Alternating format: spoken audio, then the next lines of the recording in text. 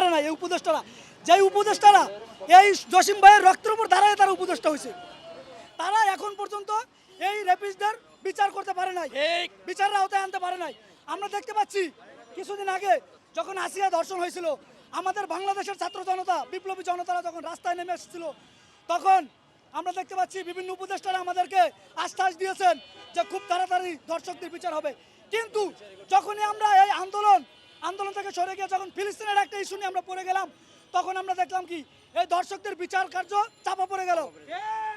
এবং আমি ওই উপদেষ্টাদের কাছ থেকে খুব দ্রুত আমি একটা জিনিস চাচ্ছি, যদি আপনারা দর্শকদের বিচার করতে পারেন তাহলে করেন, আর যদি না করতে পারেন তাহলে আমাদের জনগণের মাঝখানে ছেড়ে দেন। দর্শক আমরা দেখে নেব।